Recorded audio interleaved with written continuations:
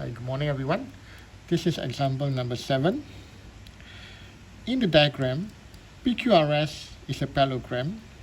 X and Y are points on PQ and SR respectively, such that PXRY is a rectangle.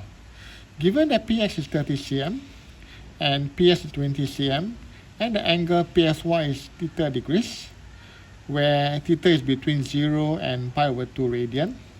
In part A, we are going to show that the area A cm square of the parallelogram is given by this formula. Now let me just share a little bit. Now if theta, for instance, increases, what do you think will happen to the parallelogram? If I'm going to measure or going to calculate the area, okay, if theta increase, the base SR will decrease and the height, that is the length between the two parallel sides, will increase. So base decreases, height increases. So what will happen to the area A of the parallelogram? Definitely it will vary. Now, how am I going to actually show that the area of the parallelogram A is this formula? Now to do that, right, I need to find PY and SY. Okay. Now I tell you what, PY will be the height of the parallelogram. Therefore, this is right angle here. Now if we consider this triangle, okay, maybe PY, right? When we got the angle here is theta, this will be the opposite. This is going to be the hypo. So the ratio of the opposite PY divided by 20 will give you sine theta. Therefore, the length PY will be 20 sine theta.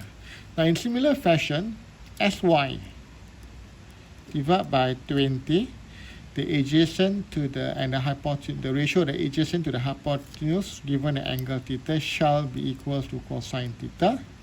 Therefore, SY will be 20 cosine theta. Now, let me just show you. Now we know that the area A, right? Okay, the area A of the parallelogram will be the base SR times the height PY. Okay, so what is SR? SR is the length of SY plus YR, and PY is just the height. So what is SY? SY is going to take note, right? We actually have calculated SY to be 20 cosine theta. YR is actually equal to 30. If you take note, right, YR is equal to 30, because these are opposite sides of a rectangle which have to be equal. And the height, PY, is what we found here, 20 sine theta. Okay. Now if I just work on this, okay, if I were to factorize 10 on the first bracket, I got this 20 sine theta. And easily, if I time 10, then if I were to time 10 and 20, I'll get 200 sine theta. I just change the position and times 3 plus 2 cosine theta. So I've shown that the area A can be given to be something like this. Now in part B, right, you are supposed to find dA d theta. Okay, part B, right? You are supposed to find dA d theta and show that you get this formula here. Okay, now the first line shall be this. Okay, since 200 is a constant multiple, I can bring out, so I need to differentiate only this, and this is a product of two functions.